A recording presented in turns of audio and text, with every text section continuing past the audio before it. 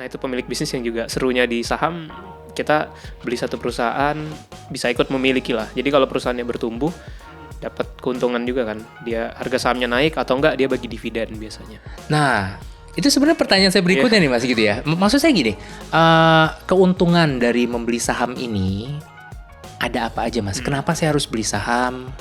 Dan keuntungannya dulu Mas. Keuntungannya secara umum kan ada dua ya Mas. Satu, capital gain. Jadi misalnya kita beli saham, anggaplah harganya per lembarnya Rp1.000 misalnya. Nah, karena perusahaannya bagus, 6 bulan kemudian atau 1 tahun harganya naik jadi 1.500 misalnya. Nah itu kan berarti sudah ada keuntungan ya.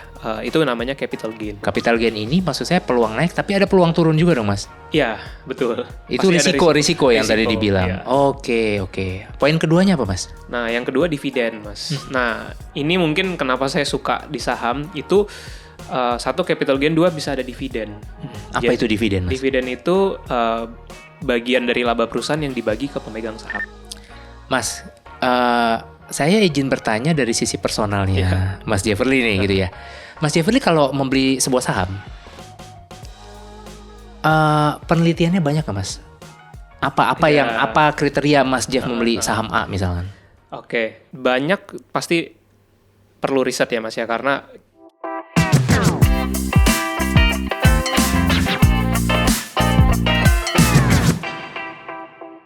Halo, selamat siang, selamat pagi, selamat malam, Montis. Teman-teman, hari ini kita kedatangan bintang tamu kita, Mas Jefferly. Teman-teman, welcome, selamat jumpa lagi di podcast Moneti Talk kita kali ini. Izin jelasin singkat dulu, Moneti Talk itu adalah podcast khusus untuk tema bisnis dan IT, teman-teman gitu ya. Dan kami terafiliasi dengan Kompas Gramedia, dengan penerbit Alex Media Kompotindo, dengan Buana Ilmu Populer, dan dengan penerbit MNC Gramedia. So, Mas, terima kasih sudah hadir sekali lagi. Thank you Mas. Kabarnya baik Mas hari ini? Baik Mas. Oke, siap. Teman-teman, Mas Jefferly itu selain penulis buku saham, bener ya Mas ya? Lalu Mas Jefferly juga penulis buku tentang apa Mas? YouTube, digital marketing. Dulu apa lagi Mas? Website SEO. Website SEO, benar-benar multi talenta. Gitu. Tapi teman-teman mungkin yang nggak tahu, Mas Jefferly juga founder dari Kanala ID ya Mas ya? Iya, betul. Apa itu Mas? Kanala ID itu media edukasi investasi saham Mas. Jadi intinya kita lewat platform YouTube, TikTok, website itu membuat konten-konten untuk mengedukasi gimana sih berinvestasi saham dari awal sampai lebih lanjut, dan intinya supaya menghasilkan keuntungan lah. Oke, nanti kita bahas lebih lanjut soal itu ya Mas ya. Teman-teman, Mas Jefferly menerbitkan 3 buku tentang saham. Teman-teman bisa lihat di sini gitu ya, buku-bukunya The Happy Investor, The Dividend Investor, dan buku terbarunya The Undervalued Stocks. Teman-teman cek aja ke toko buku Gramedia atau di platform online ya teman-teman ya. Gitu. Mas, kegiatannya saat ini selain ngurusin Kanala ID tadi yang udah disebut, apa Mas, boleh Mas kalau kita boleh tahu?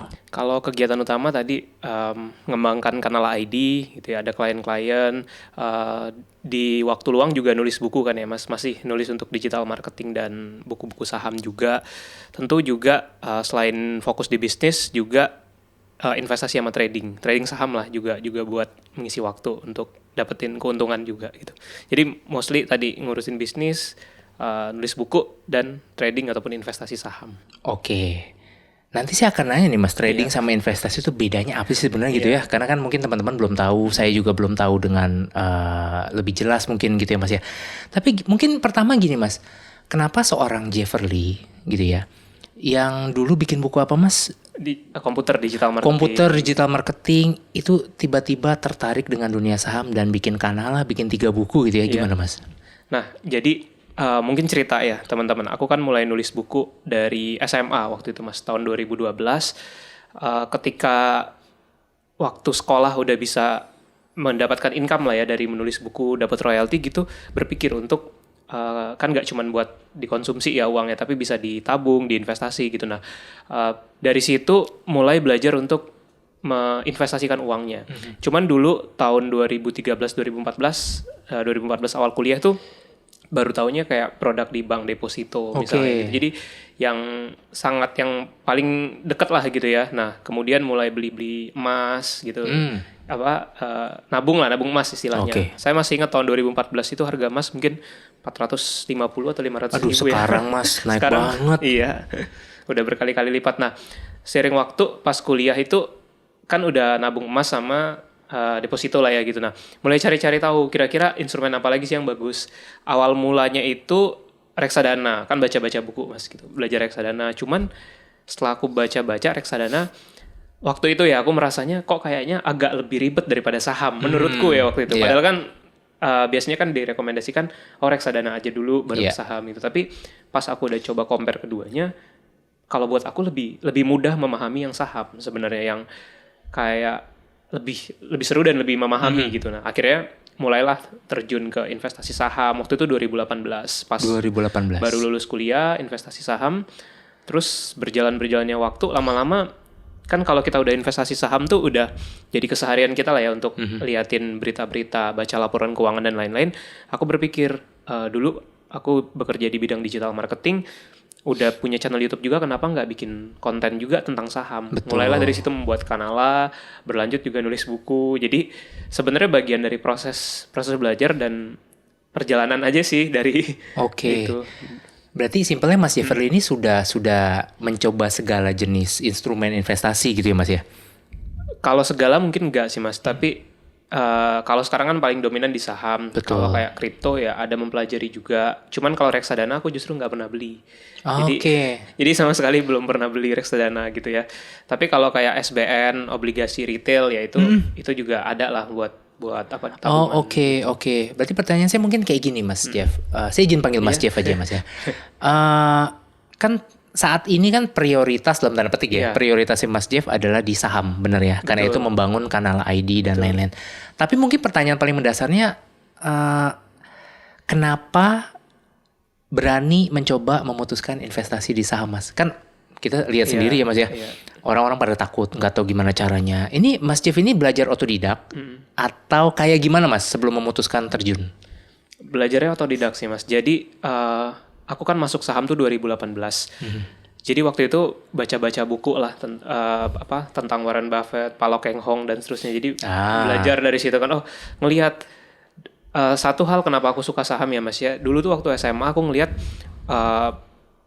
kalau ngelihat miliarder gitu ya di dunia gitu. Waktu itu zaman itu kan rata-rata dari teknologi. Kayak Mark Zuckerberg, terus Bill Gates ya zaman waktu itu kan. Dia semuanya founder perusahaan teknologi.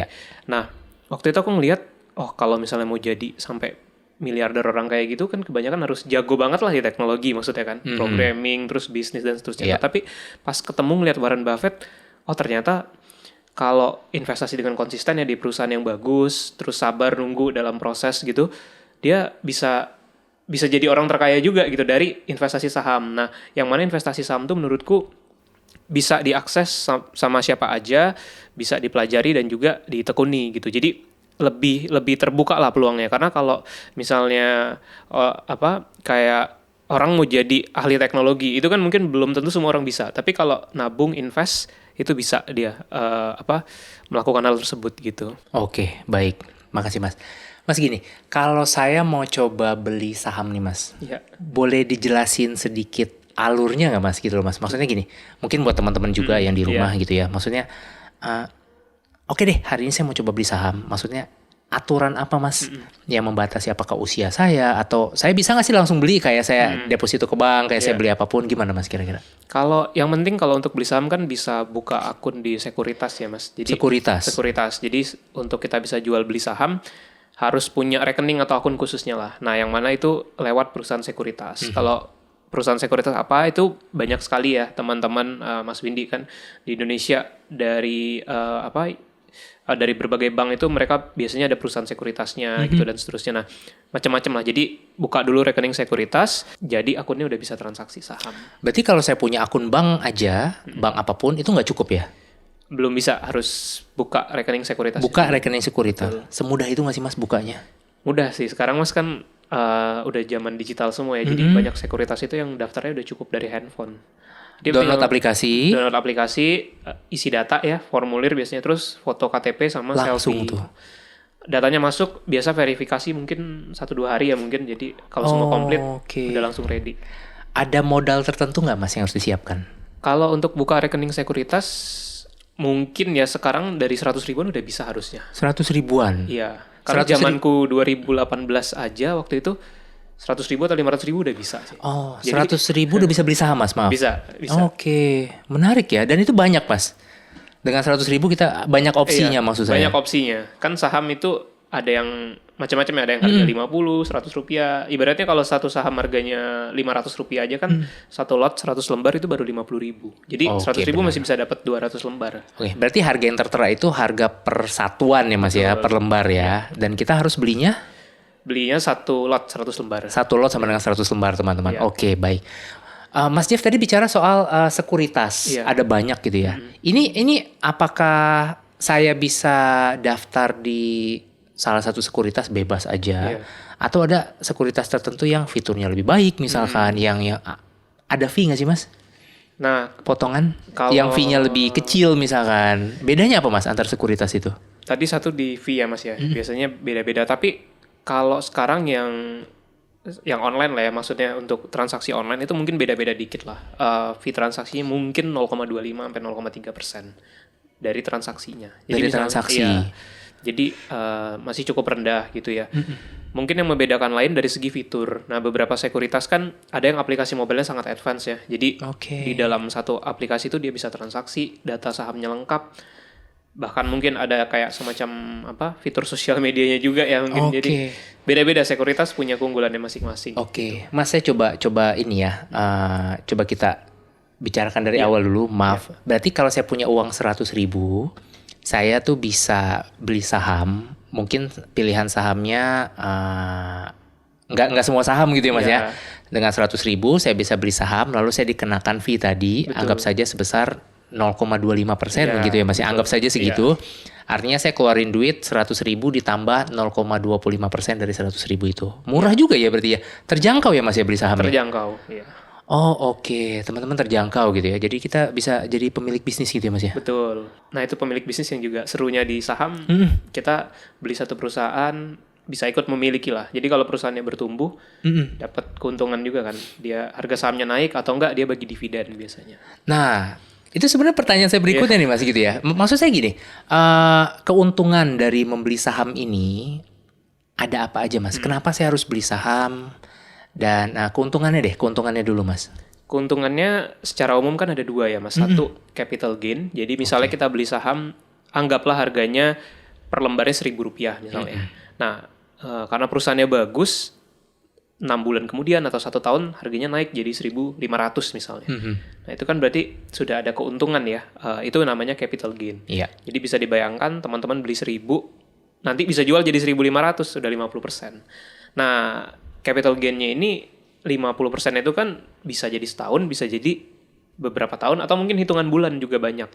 Jadi menariknya di situ, ada capital gain-nya. Oke. Karena kalau misalnya, contoh kita bandingkan, misalnya kita buka deposito di bank misalnya contoh, kan oke, kita kunci depositonya 1 tahun dengan rate misalnya 3,5%. Berarti kan yang kita dapat returnnya adalah 3,5% itu dan uangnya kembali. Dalam setahun, betul. Nah, kalau di saham memang risikonya lebih besar, Mas. Jadi harga sahamnya kan bisa naik turun, tapi ketika kita memilih sahamnya dengan benar, kenaikannya tadi bisa tinggi, 20%, 30%, dan itu ya di faktor kali ya, misalnya dikali sekian Oke. 100.000 lembar misalnya, atau sekian juta lembar, keuntungannya sangat menjanjikan. Oke, baik. Kalau beli saham ada peluang kenaikan. Betul. Peluang naik harganya. Tadi apa sebutannya? Capital gain ya Mas ya? Capital gain, ya. Itu baru poin pertama tadi Mas ya. Betul. Capital gain ini maksud saya peluang naik tapi ada peluang turun juga dong Mas. Iya, betul. Itu Pasti ada risiko yang tadi risiko, dibilang. iya. Oke. Poin keduanya apa Mas? Nah, yang kedua dividen, Mas. Nah, ini mungkin kenapa saya suka di saham itu, satu capital gain, dua bisa ada dividen. Apa itu dividen Mas? Dividen itu bagian dari laba perusahaan yang dibagi ke pemegang saham. Jadi misalnya contoh, katakanlah satu perusahaan TBK misalnya Indofood. Kan kita suka makan Indomie misalnya. Kita beli sahamnya Indofood. Nah, Indofood ini kan bisnis yang profitable. Setiap tahun dia cetak laba sekian triliun. Itu sebagian itu ada yang dibagikan untuk pemegang saham. Oke. Nah, kita sebagai yang pegang sahamnya Indofood itu bisa dapat juga dividen dari setiap lembar yang kita pegang. Oh gitu. Mas, berarti apakah perhitungannya sesederhana gini Mas? Jadi misalkan laba bersihnya anggap saya 1 juta gitu ya Mas ya. Iya. Biar ilustrasi lebih gampang. Laba bersih 1 juta misalkan, lalu saya punya sahamnya sebesar anggap 1% gitu ya. Iya. Biar gampang Iya, hitung ya, biar iya. gampang hitung ya teman-teman.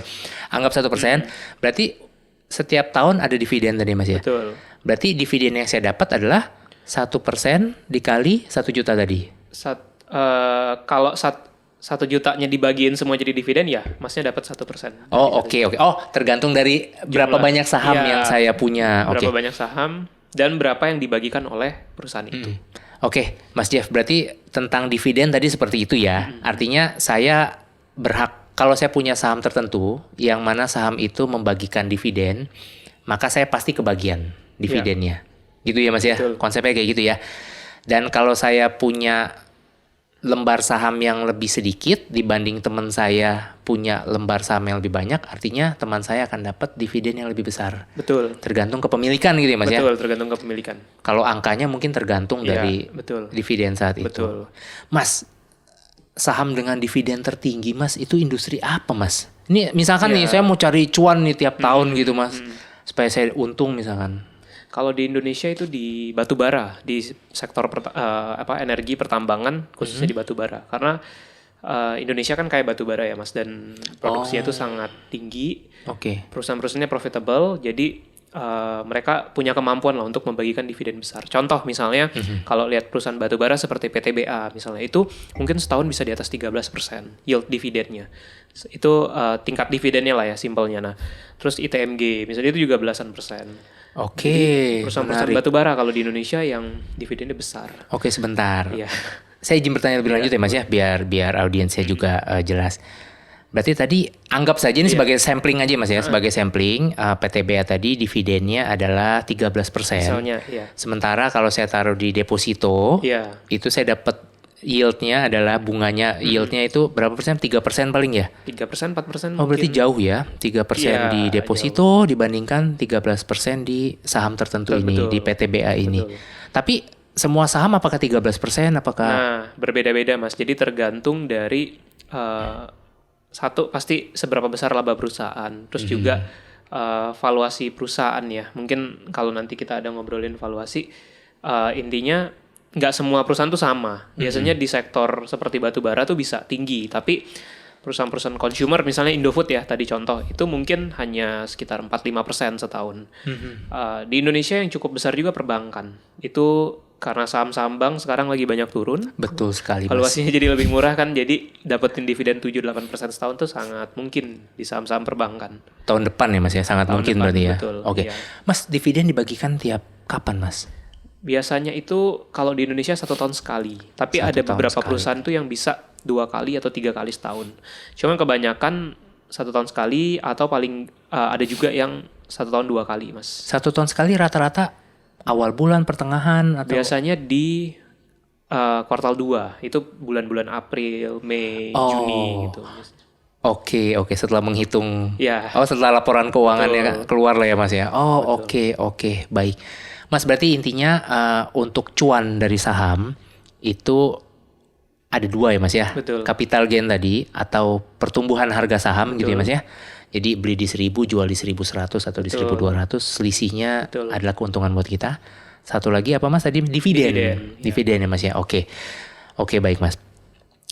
Mas, saya izin bertanya dari sisi personalnya Mas Jefferly nih gitu ya.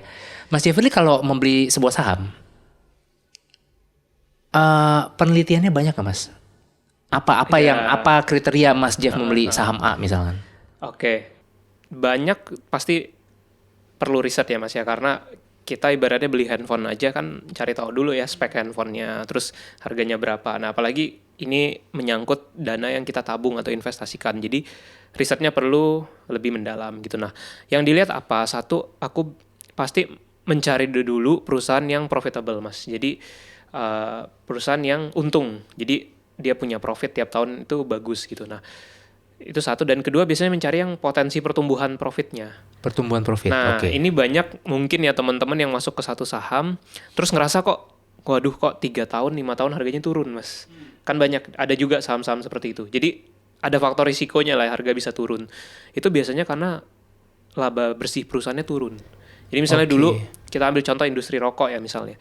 Itu 1 tahun bisa profit mungkin bisa belasan triliun. Nah, tapi sekarang kondisinya mungkin buat mereka dapat 7 atau 8 triliun itu perusahaan rokok yang salah satu yang terbesar di Indonesia agak berat misalnya. Oke. Jadi harga sahamnya pun juga ikut turun gitu. Nah, jadi satu tadi perusahaan yang profitnya besar dan kedua ada potensi pertumbuhan profit. Nah, Oke. ini yang challenging-nya ya, mungkin mencari perusahaan-perusahaan yang kedepannya itu laba bersih bisa bertumbuh. Nah, itu yang proses yang harus dilakukan. Tapi kalau aku pribadi tuh lihatnya dua itu aja. Satu, profit besar, potensi pertumbuhan, sama mungkin yang ketiga adalah faktor valuasi. Cari yang mungkin secara valuasi lebih murah. Oke, Ada baik. dividen itu juga satu pertimbangan juga. Mungkin kalau pertanyaan saya gini, Mas, itu kita bisa tahu semua itu Iya. dari mana, Mas? Maksudnya kan Mas Jeff tadi bilang, oh saya cari yang profitnya besar, profit besar mungkin sejalan dengan laba bersih yang besar gitu ya, kurang lebih kayak gitu kan. Lalu potensi pertumbuhan itu saya orang-orang awam yang nonton ini bisa ngelihat itu dari mana, Mas? Yang pasti dari laporan keuangan perusahaan ya, Mas. Jadi kalau sebagai investor ataupun mungkin trader saham harus lihat laporan keuangan satu perusahaannya. Itu pasti. Saya bisa dapat dari mana, Mas, laporan Dari keuangannya? website idx.co.id atau dari website perusahaannya langsung bisa, Mas. Atau kalau sekarang kan udah canggih ya, ada aplikasi Google Finance, Yahoo Finance, Oh, itu kelihatan semua, Mas? kelihatan semua. Oh, wajib ya, mereka wajib share itu maksudnya? Iya, karena itu kan perusahaan publik Oke. harus publikasikan laporan keuangan. Oke, berarti simpelnya kalau saya pribadi ngincer saham ABCD, Iya. gitu ya Mas ya, saya lebih baik lihat laporan keuangannya dulu. Betul. Mungkin poin-poin mana nanti Mas Jeff silakan jelaskan. Kalau itu positif gitu ya, Iya. berarti ini salah satu syarat yang sudah terpenuhi. Betul. Nah, mungkin nambahin Mas, satu hal mempelajari kinerja keuangan itu penting. Tapi yang jauh lebih penting menurutku adalah mempelajari dulu perusahaannya itu. Jadi kita kenali dulu perusahaannya. Contoh misalnya kita tertarik nih sama, anggap saja misalnya saya sebut, misalnya Indofood contoh. Kita harus tahu Indofood ini perusahaan apa sih? Produknya apa aja? Produknya apa aja. Nah, mungkin kalau kita taunya kan Indofood, oh Indomie gitu ya, atau Citato misalnya, atau Indomilk gitu. Tapi dia punya lini bisnisnya banyak. Nah, itu baca laporan keuangan untuk mengetahui hal-hal tersebut. Jadi pahami dulu betul perusahaan ini seperti apa dan apa yang dia jual. Karena di situ nanti kita bisa tahu potensi pertumbuhan ke depannya seperti apa. Jadi ini yang penting juga. Jadi nggak cuma lihat data-data keuangan, tapi kenali betul dulu nih bisnisnya atau perusahaannya ini apa. Oke. Mas, dari seluruh banyak industri atau company di pasar modal gitu ya, Mas Jeff paling suka industri apa, Mas? Kita bicara industri aja, jangan ngomong saham ya, Mas. Kalau aku sebenarnya kebetulan kan menekuni investasi di market Indonesia dan juga cukup aktif juga di market US. Oke. Di investasi saham Amerika. Nah, kalau bagi aku pribadi ya, secara personal tuh 3, Mas. Satu, di Indonesia tuh perbankan. Itu pasti. Perbankan. Karena dalam rentang waktu 20 tahun terakhir mungkin ya, itu yang paling konsisten pertumbuhannya di perbankan. Walaupun tahun ini lagi jelek ya. Mungkin kalau teman-teman lihat Jelek banget, Mas. harga sahamnya nyangkut semua yang perbankan. Tapi kalau menurutku ya Mas, itu sementara. Karena aku udah ngalamin beberapa kali, satu crash waktu Covid. 2018 ada perang dagang US China yang Oke. pertama, itu juga anjlok. Koreksi-koreksi yang cukup dalam tuh udah beberapa kali. Jadi ya ini hanya kondisi sementara, aku masih yakin ya. 1 tahun atau 2 tahun paling lama Oke, gitu. satu perbankan. Satu perbankan. Kedua, untuk konteks Indonesia tuh komoditas. Nah, komoditasnya ini apa? Indonesia tuh kaya, satu di sawit, itu pasti. Salah satu produsen terbesar. Paham. Kedua, batu bara. Cadangan Indonesia kan banyak dan produksinya tinggi. Ketiga, nikel. Nikel, oke. Ya, jadi yang sifatnya komoditas. Mobil listrik lah ya, nikel. Iya, mobil listrik gitu. Itu apa, green energy. Nah, itu Indonesia punya barangnya semua. Nah, kalau yang lain gimana, misalnya retail atau consumer, itu juga bagus memang. Cuman satu hal yang membedakan kalau komoditi itu, jadi teman-teman kalau di saham-saham komoditas, dia kan kinerja perusahaan itu akan ikut sesuai harga komoditasnya. Contoh misalnya batu bara. Kalau batu bara lagi tinggi-tingginya, itu profitnya bisa luar biasa tinggi. Nah, tapi begitu batu baranya anjlok dalam, profitnya turun sangat dalam dan harga sahamnya juga ikut turun sangat Ini dalam. ngaruh ke dividen nggak Mas? Ngaruh ke dividen pasti, dan kedua ngaruh ke harga saham, Mas. Oh, Nah, oke. kenapa saya suka? Jadi kalau harga batu bara misalnya turun sedalam-dalamnya, anggaplah dari misalnya $200 per ton, jadi tiba-tiba jadi cuma $70 per ton.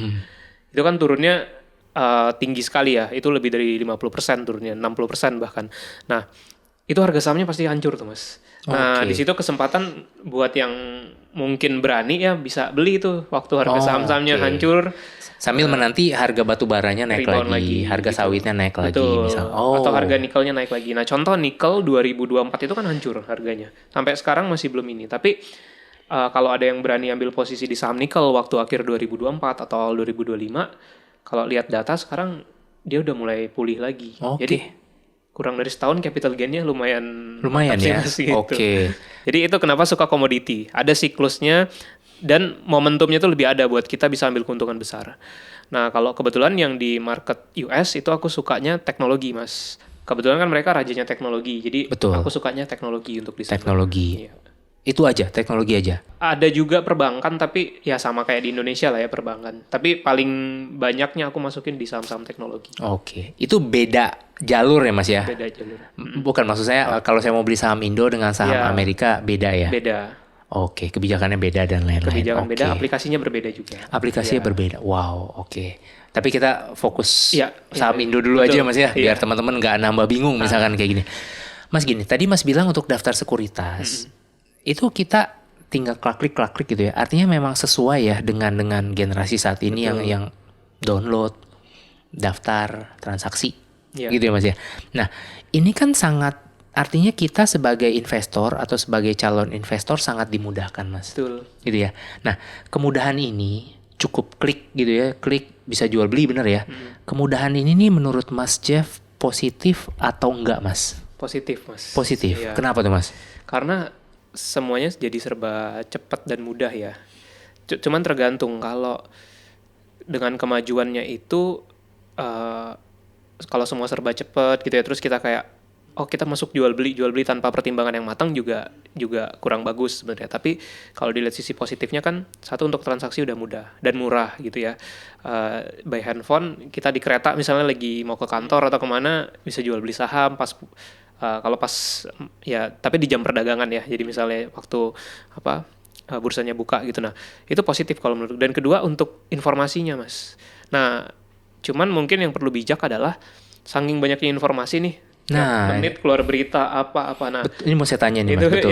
yang harus kita bisa manage. Karena kalau kita cuma ngikutin berita, kayaknya naik, tahu-tahu besok keluar berita suram, turun lagi. Jadi bingung kan. Nah, betul. Dengan overload information, perlu kita siapin dulu nih bekalnya kita lah gitu. Kayak tadi saya bilang, satu, pahamin perusahaannya, pelajarin keuangannya, cari tahu ownernya siapa. Nah, itu membantu kita lah untuk lebih mantap gitu ya di tengah serbuan informasi yang banyak. Oke, nah ini menarik Mas, ini menarik karena gini, kan banyak ya kanal informasi website atau apapun itu tentang bisnis. Betul. Dan kita dapat mengkonsumsi itu gitu ya setiap hari. Bahkan misalkan begitu kita udah yakin nih mau beli saham ABCD misalkan, tapi begitu baca berita kok jadi ragu gitu Mas ya, nggak jadi beli ini. Itu menurut Mas Jeff gimana? Kita harus baca berita atau enggak? Maksudnya lebih mendalami berita, atau kalau kita udah yakin dengan analisis sendiri udah hajar aja gitu? Gimana Mas?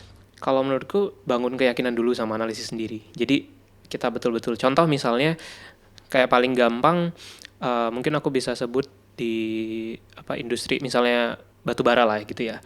Anggaplah batu bara, kita udah tertarik nih, wah dividennya bisa 13% setahun, perusahaannya profitnya besar, valuasinya murah. Nah, terus kita baca berita nih, katanya harga batu bara potensi misalnya akan turun, contoh gitu kan. Nah itu dia tuh, supply-nya banyak gitu ya. Nah, berita negatif lah ya. betul, berita negatif. Harganya kan turun tuh. Nah, biasanya kalau kita nggak yakin, kita bakal panik gitu ya, bingung, kayaknya nggak jadi beli deh, takut risiko. Nah betul. Tapi kalau kita udah memahamin bisnisnya, kan tadi memang komoditas tuh ada siklusnya ya Mas. Naik turun ya Mas ya. Naik turun. Nah, suatu saat kalau dia udah sekarang gini, kalau semurah-murahnya batu bara bisa berapa sih Mas? Misalnya contoh gitu. Contoh nih, katakanlah harga batu bara turun ya dari 150 turun sampai misalnya $80 atau $70. Nah, kalau harganya komoditasnya terlalu rendah banget, kan pasti orang-orang yang bekerja di industri batu bara, tambang-tambang mereka akan stop produksi kan. Nggak mungkin, misalnya contoh modal Oke. mereka nambang, anggaplah $75, misal contoh $75 atau $60 lah misalnya. Tiba-tiba harga batu bara turun sampai $55 atau $60. Logikanya mereka pasti akan stop produksi. Nggak mungkin mereka akan, Oh, oke gue paham. tambang, terus gue jual rugi, kan nggak ada perusahaan Betul. kayak gitu. Jadi supply-nya nanti akan, supply and demand-nya nanti akan berimbang lagi. Supply-nya akan menyesuaikan. Iya, akan menyesuaikan. Oh, Otomatis sampai demand-nya pulih gitu ya kurang iya, lebih. harganya bisa rebound. Jadi mungkin ada sekian bulan atau 1-2 tahun dia hancur gitu ya, tapi terutama kalau kita lihat penggunaannya batu bara untuk apa sih misalnya. Satu kan buat pembangkit listrik. Oke. Ya kita tahu mayoritas energi itu masih dari batu bara, apalagi di Indonesia gitu kan. Bahkan di negara lain pun batu bara masih sangat dibutuhkan. Itu satu untuk listrik. Kedua untuk pabrik Mas, untuk bahan bakar sumber energi pabriknya. Oke. Semakin banyak pabrik, ya pasti mereka akan butuh energi, entah dari gas, entah dari batu bara. Jadi pasti demand-nya masih ada. Nah, cuman masalahnya sentimen-sentimennya ini yang bikin gejolak harganya gitu. Baik, berarti izin menyimpulkan nih Mas. Berarti kalau kita tertarik dengan sebuah saham di industri tertentu, gitu ya. Artinya sebisa mungkin kita riset sebanyak mungkin. Paling kayak gitu ya Mas ya. Iya. Sama kayak, ya saya yakin Mas Jeff paham luar biasa paham misalkan tentang saham batu bara gitu ya. Artinya kan sudah riset dulu, Iya, riset. bener ya. Ini wajib ya Mas ya kalau riset itu ya. Wajib supaya lebih yakin aja sama apa yang kita beli gitu. Oke, jadi begitu udah beli sahamnya naik turun itu kita tetap yakin. Tetap yakin. Lebih damai lah ya Mas ya. Lebih damai ya. Karena paling gampang gini sih Mas, triknya kalau aku ya. Misalnya kita yakin atau enggak sama satu perusahaan, kita lihat aja perusahaan itu udah bertahan berapa lama sih. Contoh misalnya kayak perusahaan batu bara misalnya apa PTBA Iya. atau Adaro misalnya dulu ya. Hmm. Itu kan usia perusahaannya udah panjang. Paling enggak 10 tahun, Oke. 15 tahun lebih udah ada kan. Nah, selama sekian tahun itu kan siklusnya udah berulang kali terjadi. Ternyata perusahaannya masih survive. Jadi Oke. dia bisa pulih lagi gitu ya walaupun harga komoditasnya turun. Jadi dia bertahan loh gitu. Masa kalau ada gejolak 1-2 tahun perusahaannya hilang gitu kan misalnya. Dia Paham. survive. Jadi kenapa kita nggak ada keyakinan gitu. Paham Mas. Tapi Mas Jeff sangat positif nggak dengan kondisi pasar modal di Indonesia Mas? Kira-kira akan menuju yang lebih baikkah? Harga sahamnya akan makin naik, indeks harga saham gabungannya akan naik terus, gimana Mas kira-kira? Kalau saya masih positif Mas. Ya pasti positif, kalau enggak ya udah tarik uang semua, ngapain kita taruh kan di Bener juga ya, bener juga. pindahin aja semua. Selama masih jadi investor pasti Iya, pasti kita punya pandangan positif. positif. Cuman memang mesti sabar sih Mas, karena kadang kan di pasar tuh ada anomali-anomali terjadi. Misalnya ada perusahaan yang untungnya besar banget, tapi harga sahamnya nggak diapresiasi. Betul. Tapi saya udah berkali-kali melihat Mas, pada akhirnya tuh akan balik diapresiasi. Saya boleh sebut contoh saham nggak misalnya? boleh Boleh silakan, ya Mas. misalnya. Tapi teman-teman riset tentunya. Contoh Astra. Dulu tahun 2024 itu Astra kayak ibaratnya di ini banget lah. Dia kan dari harga 7.000 pernah 8.000 turun sampai ke 4.000-an gitu. Pas kita podcast hari ini di bulan Oktober ya, harganya mungkin udah 5.700, 5.800. Jadi dia kan perusahaan bagus. Harganya turun terus, ditinggalin sama orang, tapi pada satu momen di semester 2 2025 inilah pelan-pelan harga sahamnya mulai naik. Dari yang waktu itu mungkin 4.800, sekarang udah 5.800. Bayangin kalau misalnya anggaplah 5.000 kita masuk Mas, terus sekarang 5.800 kan ya lumayan lah ada keuntungannya. Dan dia ada dividennya juga cukup besar. Oh gitu. Jadi saya meyakini Mas, kalau perusahaan-perusahaannya bagus, walaupun mungkin lagi dihindari, pasti akan balik lagi. Saya yakin aset yang bagus tuh nggak akan mungkin ditinggal selamanya. Oke, paham. Berarti simpelnya karena Mas Jefferly yakin dengan ini sampel aja ya teman-teman ya, yakin dengan Astra tadi misalkan walaupun harga sahamnya turun, Mas Jeff tetap beli karena meyakini someday harga sahamnya akan naik karena memang performanya masih bagus gitu ya. Performanya bagus. Dan kedua, ya lagi-lagi kalau kita paham bisnisnya Mas, kan kita bisa tahu mereka tuh pengembangan bisnisnya ke arah mana. Mereka ada gencar akuisisi apa, mereka bikin bisnis apa lagi. Oke, menarik Jadi teman-teman. cerita tentang sahamnya tuh masih panjang gitu. Nggak hanya terbatas, oh hari ini harga sahamnya naik turun. Tapi kalau saya sukanya secara tahun-tahun ke depan tuh masih panjang loh cerita perusahaan ini gitu. Jadi itu yang bikin saya yakin sebenarnya. Oke, intinya riset ya Mas ya, biar lebih yakin. Karena kan beli saham tanggung jawab kita sendiri ya Mas ya. Nah terutama teman-teman yang suka baca buku nih Mas, itu Gimana Mas? kan hobi baca ya, dan rasa ingin tahunya tinggi pasti nggak mungkin. Saya juga suka baca dari SD, dari kecil tuh suka baca buku. Nah, Iya. kebetulan menekuni bidang saham tuh cocok sama hobi saya, Mas. Bacain laporan keuangan gitu, Oh, kayak gitu. nontonin presentasinya perusahaan. Emang seneng aja tahu informasi baru. Oke. Jadi ya tadi kenapa saham bukan cuma masalah keuntungan, tapi emang saya suka hobinya baca gitu maksudnya. Oh, Kenapa enggak? pantes ya Mas ya, pantes.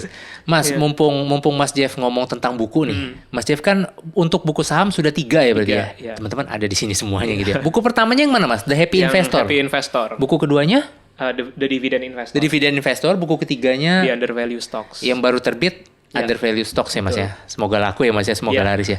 Mas boleh nggak diceritain dikit aja isi dari masing-masing bukunya Ya. Mas? Dimulai dari The Happy Investor mungkin Mas. Nah, Happy Investor ini tuh awal mulanya ini Mas, saya lihat orang tuh banyak panik di pasar modal. Beli saham bingung, terus cut loss, jual rugi dan seterusnya. Nah, padahal kan ada cara investasi yang bikin orang tuh bisa tetap tenang, dapat untung juga. Nah, di Happy Investor itu mengangkat tema dan panduan supaya kita tuh bisa investasi dengan tenang dan nyaman gitu, tapi tetap menguntungkan.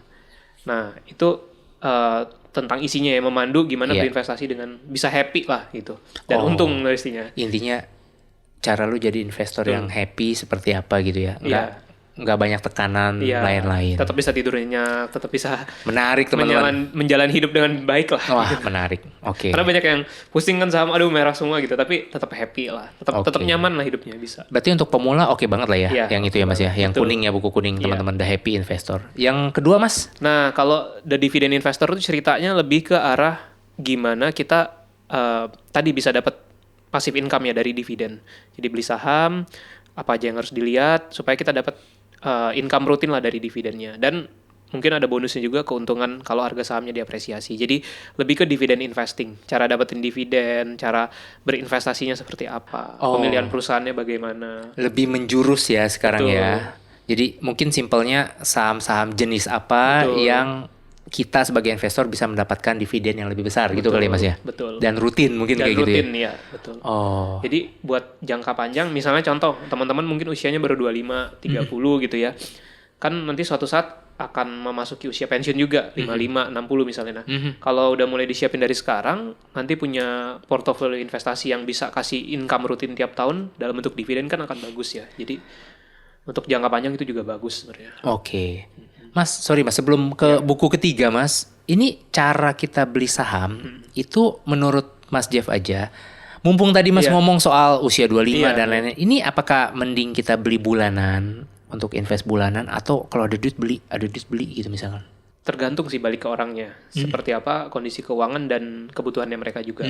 Tapi kalau memang ada anggaran lah ya untuk ditabung dan diinvestasikan, ya dibeli setiap bulan itu bagus. Atau ketika misalnya kerja dapat bonus, daripada ya setelah kebutuhan-kebutuhan prioritasnya beres, ada uang yang lebih misalnya, daripada mungkin beli mobil baru atau ganti handphone baru, kenapa nggak uangnya cemplungin dulu. Nanti kalau misalnya beli saham tiba-tiba harganya naik, kan keuntungannya bisa dipakai tuh buat handphone baru misalnya. Bener juga ya. Jadi bener. di manage aja. Ini di studio sini banyak yang senyum-senyum Mas.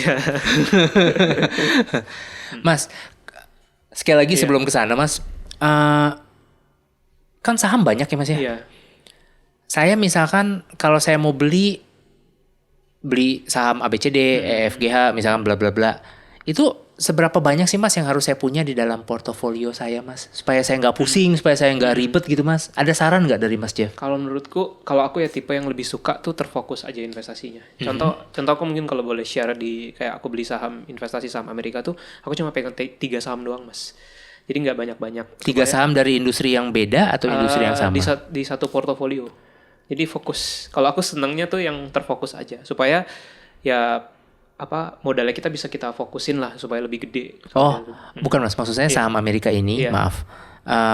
Tadi kan Mas suka saham teknologi. Iya. Apakah semuanya industri teknologi dalam satu portofolio itu? Iya, aku cuma pegang teknologi, tapi aku bedain ada 3 perusahaan. Oke, Nah, baik. kalau untuk konteks Indonesia ataupun secara umum, menurutku 3 saham itu udah cukup banget lah. Mungkin 2 atau 3, maksimal tuh 5 lah ya, supaya lebih fokus, bener-bener tahu, dan juga modalnya kita tuh bisa kita gedein di masing-masing perusahaan.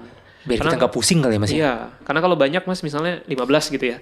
Tiap 3 bulan dia keluarin laporan keuangan. Ya kalau teman-teman hobi ya kerjaannya sebagai analis, research, nggak apa-apa sih 15 laporan keuangan dibacain terus. Tapi kan kalau yang punya kesibukan atau apa, lebih baik fokus aja menurutku ya. Oke. Tapi cari yang benar-benar bagus. Gitu. Saham lokal 3-5 lah ya. 5 itu udah angka maksimal ya Mas 5 ya. itu udah banyak banget sih. Apalagi sebenarnya. untuk beginner, untuk pemula Iya. misalkan. Oke, baik. Thank you Mas. Iya. Lanjut Mas, kita bahas buku ketiga Mas, silakan Mas. Nah di undervalue stocks ini tuh intinya itu adalah gimana mencari saham-saham yang murah, yang terdiskon lah istilahnya. Terus kita beli, suatu saat sahamnya ini diapresiasi lagi, nah keuntungannya bisa besar.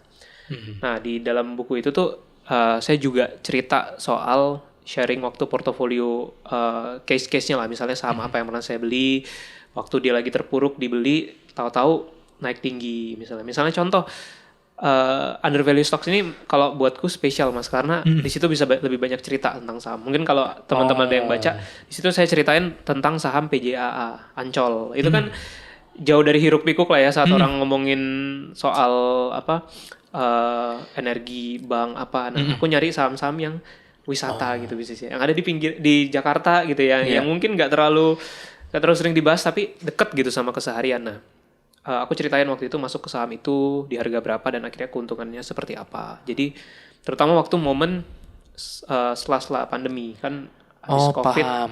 Nah aku ceritain tuh ketemu sahamnya gimana, pembeliannya sampai exitnya di berapa. Jadi banyak story-story yang saham-saham yang ditinggal orang ngerti, tuh Mas. ternyata masih bernilai loh gitu. Berarti buku ketiga ini menariknya adalah Mas menceritakan dari awal risetnya kayak gimana, memperhatikan perusahaannya seperti apa, jualnya gimana, untungnya berapa gitu ya Mas ya. Betul. Lengkap ya dalam satu story gitu ya. Iya, Dan ada banyak story. Ada panduan dan ada story-story pembahasan setiap sahamnya ada. Nggak cuma 1-2 tapi ada 8 ya kalau nggak salah. Baik. Situ. Berarti buku pertama The Happy Investor kita bicara secara global. Iya. Global dulu untuk mencari untuk menjadi investor yang bahagia gitu ya, yang happy, nggak terlalu pusing macem-macem gitu ya. Lalu buku kedua khusus saham-saham yang menghasilkan dividen mungkin ya. Betul. Buku ketiga saham-saham yang secara valuasi murah gitu ya Mas ya. Iya. Tapi tetap saham yang bagus. Dan banyak perjalanan cerita kesuksesan perjalanan Mas Jeff gitu ya. Cerita sharing portofolionya lah, cerita-cerita Sharing sahamnya itu portofolio. untungnya kayak gimana sih gitu. Oke. Jadi seperti itu. Oke, thank you Mas Jeff. Mas sekarang kami mau bertanya tentang Kanala Mas. Tadi Mas udah jelasin ya di awal ya Kanala itu seperti apa. Mas, yang saya lihat sebagai orang awam, Kanala ID itu kan sebuah akun Instagram. Hanya Instagram atau kayak Ada gimana? YouTube dan ada TikToknya. Ada YouTube dan ada TikTok. Nah, boleh jelasin singkat Mas, apa bedanya di YouTube ngapain, di TikTok ngapain? Kalau di TikTok dan Instagram itu mirip ya. Jadi lebih banyak video-video pendek kayak 1 menit. Paling sering itu saya menjawab pertanyaan tentang saham Mas. Jadi bikin video. Nanti itu ada yang tanya tuh, saham ABCD gimana, saham ini gimana. Nah itu saya jawabin di TikTok dan juga Instagram gitu. Nah kalau di YouTube itu edukasinya lebih panjang lah ya, karena kan di YouTube kita bisa taruh video-video yang 5-10 menit gitu. Jadi lebih ke arah sana. Tapi ada juga video-video pendeknya. Jadi pembedanya mungkin kalau di YouTube lebih komplit lah ya, ada yang video panjang dan pendek. Kalau di TikTok sama di Instagram lebih bahas video-video pendek tapi tetap ada inspirasi dan insight-nya gitu. Berarti kalau teman-teman mau belajar lebih mendalam ke YouTube lah. Iya, di YouTube. Gitu ya Mas ya. Oke. Mas, Kanala ini saya penasaran nih Mas. Dimonetize atau enggak Mas? Model bisnisnya gimana gitu Mas Kanala ini? Nah, Kanala itu ada beberapa sumber revenue-nya lah. Yang pertama, kita tuh ada menyediakan Mas untuk consulting dan private mentoring. Jadi misalnya Private mentoring gimana tuh? Jadi misalnya klien-klien perorangan yang mau belajar saham nih tapi butuh intens gitu ya, mau ketemu langsung, dipandu dan sebagainya. Nah, biasanya nih ini kayak orang-orang yang dia mungkin sudah punya dana investasi gitu ya, terus mau dialokasikan kemana gitu kan. Jadi pengen ngobrol langsung lah gitu. Jadi ada interaksi dan seterusnya. Bisa menjadi kliennya Kanala. Jadi kita ada sesi-sesinya, terus nanti lebih ke konsultasi dan betul-betul dipandu gitu. Jadi ada service seperti itu. Berarti saya bisa ya Mas ya? Bisa ya Mas ya? Iya. Abis ini kan ya Mas ya? Iya. Itu ada fitur tertentu pasti dong yang dilibatkan di situ ya? Kemudian yang kedua juga dari endorsement sih. Jadi karena ada platform media sosialnya, kita pernah bekerja sama, misalnya dengan sekuritas tertentu, baik di Indonesia ataupun juga yang memfasilitasi untuk transaksi saham US misalnya. Jadi sekuritas lah kebanyakan, atau bank itu juga bekerja sama lewat program endorsementnya kita. Termasuk juga kita rutin beberapa bulan sekali itu ada mengadakan webinar. Jadi seminar online, bisa ikut gitu ya, nanti bisa belajar saham dari sana juga. Jadi itu beberapa bentuk-bentuk monetisasinya. Termasuk kita juga secara rutin juga ngeluarin ebook mas, kayak ebook tentang review saham-saham yang potensial misalnya. Banyak ya ternyata mas Iya, ya. jadi sumber monetisasinya ada beberapa.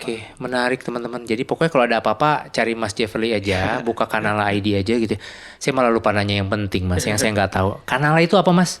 Kenapa namanya Kanala? Nah, Kanala itu dari bahasa Sanskerta yang artinya bersinar. Jadi waktu Kanala itu awalnya sebenarnya dari tugas kuliah ceritanya. Jadi waktu mulai pas saya mau lulus bikin tugas kuliah, bikin media online. Nah, saya cari-cari nama, terus cari-cari dari bahasa Sanskerta. Oh, Kanala tuh kayaknya simpel tapi ada maknanya ya gitu, ya udah saya pakai. Artinya bersinar. Jadi Gitu. sesimpel itu sebenarnya. Ternyata gitu ya mas ya. Kalau Moneti artinya singkatan dari Money and Technology mas. Kalau Moneti gitu ya. Kanala artinya bersinar. Mas, someday kita collab boleh ya mas ya? Boleh. Ya. Dalam bentuk apapun oke mas ya, nanti kita ngobrol abis ini mas. Abis ini kita ngobrol teman-teman gitu. Mas, tadi mas sudah nyebut mas invest di pasar saham Indo lokal, mas invest di pasar saham luar negeri di Amerika gitu ya. Boleh tahu nggak mas, kalau bisa dibandingkan, misalkan lebih enak mana, lebih suportif yang mana gitu ya, maksudnya lebih mudah mana, itu gimana mas perbandingannya? Kalau secara kemudahan dua-duanya mudah sih mas, karena semua kan dari handphone udah bisa gitu ya. Jadi secara kemudahan dua-duanya sama. Nah cuman setiap Indonesia ataupun saham Amerika tuh punya keunggulannya masing-masing. Jadi satu, kalau di Amerika itu pilihannya jauh lebih banyak untuk perusahaan-perusahaan yang bagus tuh, banyak sekali pilihannya. Di Indonesia juga banyak yang bagus gitu. Nah tapi satu, perusahaan-perusahaan besar dunia tuh pasti ada di sana semua. Misalnya kayak Google, Meta, Apple. Skalanya jauh ya. Skalanya jauh lebih besar. Nah jadi secara profit perusahaan itu luar biasa besar mas, gitu ya. Jadi itu pilihan menariknya. Nah dan kalau mungkin teman-teman udah di saham ya, kan ada namanya istilahnya likuiditas perdagangan lah, volume perdagangannya. Jadi nilai transaksi saham itu berapa. Nah, kalau di bursa saham Amerika itu karena size-nya sangat besar, satu saham itu tuh volume transaksinya bisa luar biasa besar, Mas. Contoh kalau misalnya di Indonesia, katakanlah saham-saham blue chip atau apa, mungkin nilai transaksi hariannya cuman sekian ratus miliar sampai 1-2 triliun sehari. Itu udah cukup besar gitu. Nah, tapi di Amerika itu bahkan banyak perusahaan-perusahaan yang bukan blue chip-nya lah ya, yang transaksi segitu. Iya, seharinya transaksinya bisa triliunan. Padahal perusahaannya mungkin nggak terkenal. Nah, jadi frekuensi perdagangannya, volumenya tuh lebih gede di situ. Itu daya tariknya dia sebenarnya. Artinya mungkin definisi volume perdagangan itu kalau saya mau beli pasti ada yang jual, pasti gitu ada ya mas yang jual. ya. Dan sebaliknya. Karena pemainnya banyak mas, potensi kenaikannya tuh bisa lebih tinggi dan jadi. Oh paham. Karena mungkin ya teman-teman ngeliat di saham-saham Indonesia banyak saham yang mungkin kok harganya sideways, lama pergerakan tiba-tiba naik tapi lama diem gitu. Nah kalau di Amerika itu biasanya kayak beli nih karena tadi pemainnya banyak atau apa, dia bisa dalam hitungan hari itu naiknya udah 6-7% gitu. Jadi potensinya ada di situ. Oh, jadi volatilitasnya betul, itu bisa lebih tinggi. Lebih tinggi atau lebih rendah gitu ya? Lebih volatil ya mas ya di lebih luar volatil, negeri? Iya, betul. Dan rame gitu, jauh lebih rame sebenarnya. Nah, tapi di Indonesia juga punya keunggulan. Kalau bicara dividen, itu di Indonesia udah enak banget mas. Kita dapat 7-8% setahun di Indonesia, dividen yieldnya itu sangat banyak pilihannya gitu. Tapi kalau di bursa saham Amerika, mau kita cari yang 3 atau 4% aja tuh susah. Karena gitu. valuasi sahamnya kan biasa lebih mahal, lebih tinggi. Dan mereka istilahnya payout ratio dividen itu nggak sebesar di Indonesia. Jadi intinya mereka pelit ngasih dividen aja gitu ya? Iya, cenderung ke arah pelit ngasih dividen. Mungkin lebih cocok pengembangan bisnisnya, betul. Modalnya mungkin keuntungannya kayak gitu. Oke. Jadi kalau cari dividen di Indonesia tuh udah paling enak lah. baca buku ini tentunya. Teman-teman. Oh, Mas, thank you Mas ya sudah memberikan gambaran itu Mas. Sekarang mungkin pertanyaan di akhir-akhir ini Mas tentang psikologi kita Mas sebagai seorang trader tadi, sebagai seorang investor. Anggap saja misalkan hari ini nih, detik ini saham saya merah semua nih Mas. Merah semua artinya turun semua gitu ya teman-teman ya. Itu gimana Mas? Saya tetap harus bertahan, dalam arti bertahan menanti dengan sabar harga saham saya jadi naik gitu ya. Atau saya jual aja. Jual apa Mas istilahnya? Cut loss gitu ya Mas ya. Saya jual rugi misalkan. Saran dari Mas Jeff kayak gimana? Saranku dipelajari dulu perusahaan ini ada prospeknya nggak? Jadi dalam arti sekali lagi prospek ya Mas. Prospeknya betul. Contoh kita sebut aja saham-saham banking. Itu kan tahun ini turunnya banyak ya Mas, nyangkut. Betul banget gitu. Mas. Saya juga ada yang nyangkut di banking karena tadi kan pilihan saya perbankan ya pasti merah kan gitu. Nah, tapi kita cari tahu perusahaan ini bisa pulih atau enggak. Kalau teman-teman misalnya dananya memang udah diinvestasikan untuk jangka panjang, terus kita cari tahu perusahaan ini yakin untuk pulih lagi enggak gitu. Nah, kalau kita yakin ya kita akan tetap pegang. Kalau perlu dibeli, diserok lagi. Contoh, nah ini pentingnya teman-teman memahamin bisnis perusahaannya. Kalau memang saham-saham bank misalnya Mas, sekarang kan ditinggal investor asing gitu ya, dijual, dilepas. Tapi kalau kita lihat sisi kinerja kan memang bank-bank di Indonesia tuh tahun ini lagi banyak yang turun profitnya. Karena pertumbuhan kreditnya nggak terlalu tinggi, kemudian beban bunganya lebih besar, dan beban pencadangan, istilahnya beban pencadangan untuk kredit macet mereka tuh lagi besar. Okay. Nah, tapi kan kalau kondisi itu berubah, misal di 2026 atau 2027, misal contoh, kreditnya kencang lagi nih, ekonominya orang-orang confident lagi nih, growth kreditnya bagus, terus juga beban bunganya membaik dan beban pencadangannya turun signifikan, kan laba bersihnya naik lagi, tinggi lagi, diapresiasi lagi nanti. Okay. Jadi potensi reboundnya ada. Intinya tetap saya bertahan di saham ini, tergantung riset lagi kayak tadi Mas ya. Kalau memang model bisnisnya masih baik, keuntungannya masih baik, laba bersihnya masih baik, nggak ada masalah gitu ya. Tinggal soal waktu ya berarti soal ya. Waktu. Untuk naik aja gitu ya. Yang penting cari tahu laba perusahaannya bisa pulih lagi nggak. Yang penting jangan turun-turun terus aja profit perusahaannya. Ini kalau teman-teman masih bingung nanti langsung aja kontak Mas Jeffrey gitu ya lewat Kanala ID gitu ya. YouTube-nya kanala.id teman-teman. Mas terakhir nih Mas, terakhir sebelum kita menutup ini, Mas punya pesan-pesan nggak sih untuk para calon investor Mas, silakan. Ya kalau pesan-pesan mungkin kalau menurutku teman-teman yang sudah mulai tertarik bisa mempelajari ya tentang investasi, karena itu investasi apapun lah, nggak hanya saham, tapi mungkin belajar tentang pengelolaan keuangan investasi itu sangat bagus. Jadi bisa ditekuni, dan kalau memang khusus yang tertarik di saham tadi pelajari dulu sahamnya itu apa. Lalu kalau yang paling penting ya kalau di investasi saham, cari perusahaannya bagus, profitnya tinggi, dan potensi pertumbuhan perusahaan ke depannya ada. Jadi kalau teman-teman beli saham yang perusahaannya itu labanya masih naik terus atau dia akan terus tumbuh dalam tahun-tahun mendatang, harga sahamnya pasti akan diapresiasi gitu. Cepat atau lambat pasti diapresiasi. Oke, siap, menarik. Jadi ada keuntungannya pasti di situ. Menarik banget Mas Jeff, terima kasih ya sudah meluangkan waktu Mas di podcast kita di Monety Talk gitu ya. Teman-teman, sampai jumpa ya teman-teman untuk di episode berikutnya. Episode ini seru banget. Semoga bisa menginspirasi kita semua ya. Saya, teman-teman semua di rumah untuk mencoba gitu ya Mas ya. Mencoba terjun ke pasar modal Indonesia dulu gitu ya Mas ya. Lebih tip-triknya tadi sudah ada. Dan silakan teman-teman hubungi aja Mas Jeffrey gitu ya. Misalkan ada apapun yang mau ditanyakan. Tapi untuk saat ini kita harus cukup dulu. Terima kasih teman-teman. Sampai jumpa lagi berikutnya. Thank you.